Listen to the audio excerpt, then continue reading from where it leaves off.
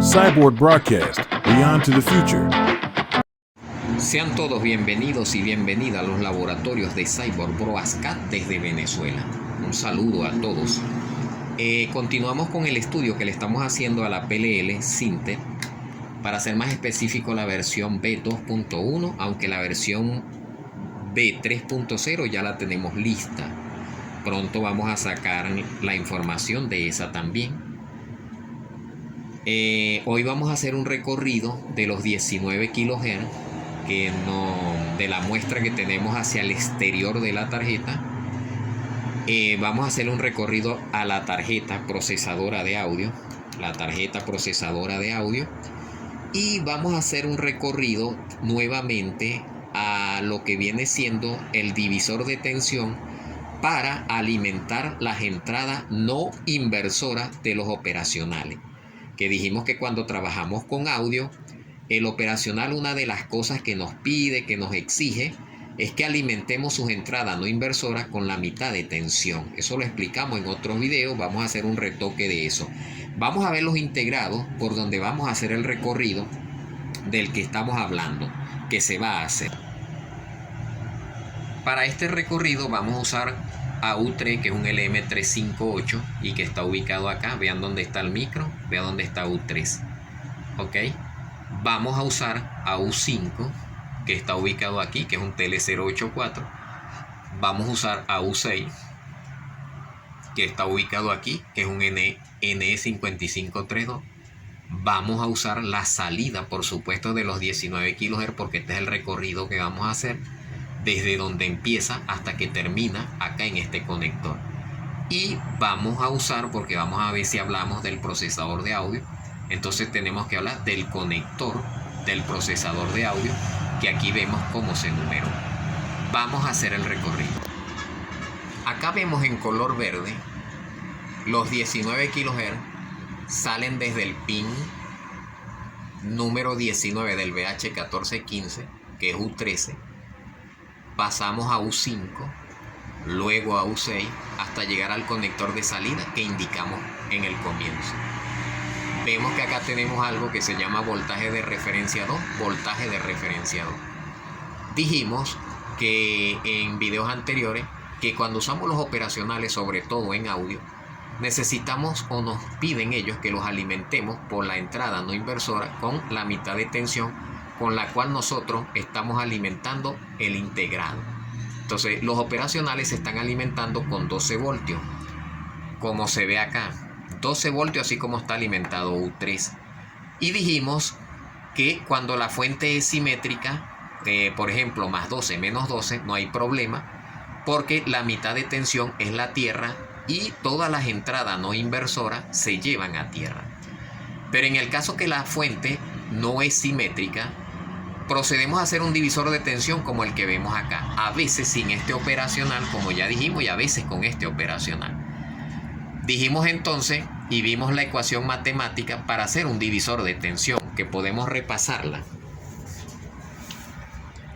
Vemos que aquí hay un divisor de tensión, aquí está R1, R2, esto es B1 y esto es B2. Vemos que B2, que sería la tensión que va de aquí a aquí, es igual a R2 sobre R1 más R2 por VCC.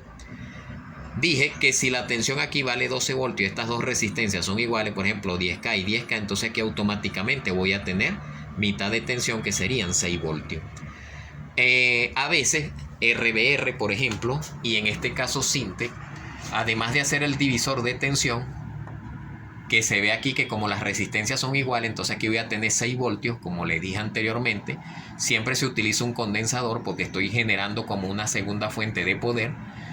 Se usa un operacional. Fíjense que este operacional está en modo seguidor. Y entonces la PLL Sinte tiene dos voltajes de referencia. Uno yo lo llamé voltaje de referencia 1 y el otro voltaje de referencia 2. La diferencia entre ellos dos, fíjense que es esta resistencia de 100 ohmios. Entonces hay muchos puntos como este que está aquí, que yo los identifiqué de esa manera. Pero eso proviene de U3. Ya vimos dónde está ubicado U3, ¿ok? Una manera de probar esto es ver que en el pin 7 hayan 6 voltios, ¿de acuerdo? Vamos a seguir el recorrido con el procesador de audio. Acá en estos gráficos vemos el procesador de audio. Acá yo dibujé la tarjeta y dibujé la configuración de los pines. Por ejemplo, en este caso, aquí estamos hablando del canal izquierdo. Dice por dónde entra, por dónde sale, y este es más o menos una representación de la tarjeta, que es una tarjeta que vemos que se puede conectar y desconectar. Lo que está aquí en color amarillo significa que está dentro de esta tarjeta. Esto es para el canal izquierdo, y aquí vemos la lógica por si la quieren ver desde este punto de vista. Aquí lo tenemos para el canal derecho. Y aquí también pueden ver la lógica. Este es el enchufe que tiene la tarjetica, y aquí ven la lógica de la numeración de los pines. Yo hice el plano eléctrico entonces de solamente esta tarjeta, que sin embargo lo vemos aquí en color amarillo y lo vemos acá también. Ok. Vamos a ver el plano eléctrico del procesador de audio. Vamos a girar la cámara así. Y aquí vemos el plano eléctrico del procesador de audio. Vamos a ver algo. El color verde, tenemos un color verde y un color violeta. El color verde es el proceso del canal izquierdo. Y el violeta es el proceso del canal derecho. Voy a hacer una toma de la base donde cae el procesador de audio. Vamos a bajar a la base donde él cae, que está acá, para ver algunas cosas. Vemos que el pin 1, ya vimos cómo ubicarlo, pero no he dicho que hay en el pin 1. En el pin 1 hay 12 voltios. 12 voltios. En el pin 2 vemos que el pin 2 y el 6, el pin 2 y el 6, configuran la entrada y salida del canal derecho. Vemos que el pin 3 y el 7 configuran la entrada y salida del canal izquierdo. Vemos que el pin 4 y el pin 8 están a tierra. Cuando vemos el conector pegado a la tarjeta principal, este pin en realidad no está conectado como se ve acá. Pero cuando uno conecta la tarjeta procesadora de audio, entonces ocurre esta unión que se ve acá. Está este pin del que no hablé, que es el 5. Por este pin que está acá, y usando el pin número 24 del PIC 16F877, por acá es por donde se activa y desactiva, o se apaga o se enciende el procesador de audio.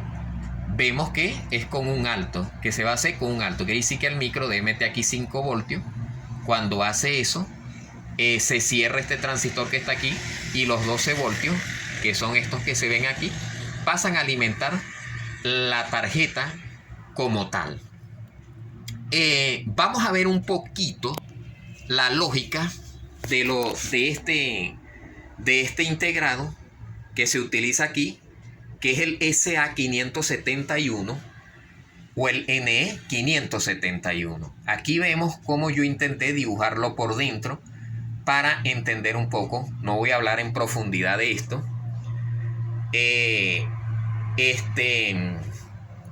Porque se nos haría muy largo el video, evidentemente. Pero vamos a ver más o menos, a grosso modo, qué hace el integrado.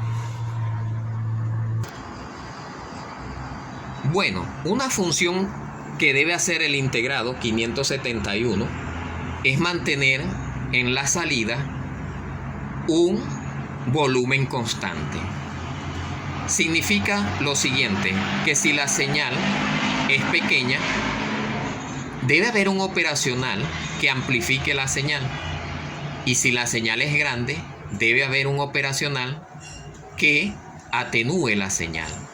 Aquí hice el dibujo de este operacional que está acá, y vemos lo siguiente. Aquí tenemos que el voltaje de salida dice que viene dado por el valor de la resistencia RF, que es la que está acá, entre la salida y la entrada, y la resistencia que se llama RF y la resistencia RI que está en la entrada, por el tamaño de la señal que estamos inyectando. Eso nos va a dar el volumen o el tamaño de la señal. ¿Ok? Quiere decir lo siguiente.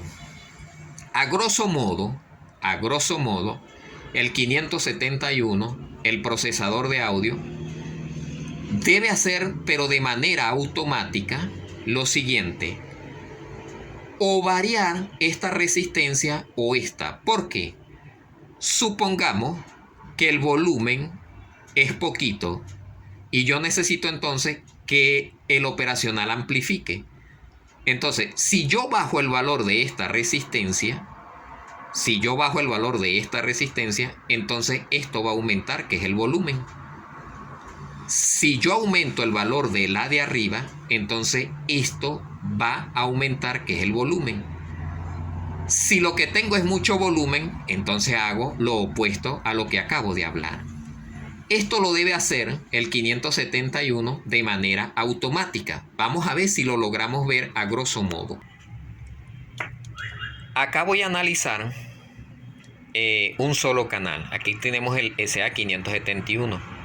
Vemos que este es el canal izquierdo y vemos que entramos por el pin número 12 y vamos a un operacional, que es el operacional prácticamente del que yo hablé ahorita, que era un 741, como si fuera ese del que hablamos hace un momento. Salimos por aquí, por el pin 10. Si vemos que hay una resistencia entre la entrada y la salida. Esta resistencia es como si fuera RF. Y esta resistencia que está aquí es como si fuera, como si formara parte de lo que es RI. Pero RI es toda esta circuitería también que está por acá, que es todo esto que está en color verde, hasta acá. Entonces todo esto que está aquí, lo que hace es que conforman como especie de una resistencia variable que, dependiendo de la cantidad de audio que yo tenga acá, ella hace, si tengo poquito volumen, esto toma un valor de tal manera que el volumen que está acá salga amplificado acá, si acá es pequeño en la entrada. Y si el volumen que está acá es grande, entonces hacemos que el volumen sea pequeño acá con respecto a la entrada. Es decir, mantener acá una señal con un voltaje constante. ¿Ve? Esto es a grosso modo cómo trabaja él. Viendo lo que vimos anteriormente, entonces decimos lo siguiente, que esta resistencia es como si fuera RF y todo este proceso que está aquí es como si esto fuera RI. Es también como si nosotros tuviéramos a una persona y aquí colocáramos un trimmer, un potenciómetro, y la persona esté constantemente dándole o en sentido horario al trimmer o potenciómetro o en sentido antihorario, dependiendo de la salida, del tamaño de la señal en la salida. Vamos a ver lo siguiente respecto al 571 y SA571, NE571. Vamos a ver lo siguiente.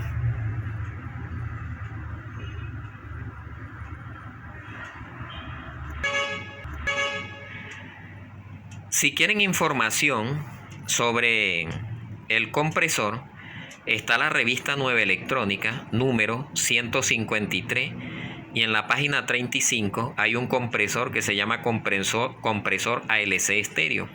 Ahí usan el 570 y explican bastante bien y en español cómo trabaja el integrado y cómo se hacen los cálculos y operaciones matemáticas, digámoslo así, para hacer que el volumen que le llegue, digamos, al modulador, en este caso, sea constante. Fue un placer. Hasta luego. Cualquier pregunta, comuníquense con nosotros por cualquier medio. No olvides colaborar con nosotros dándole me gusta. Cyborg Broadcast, Beyond to the Future.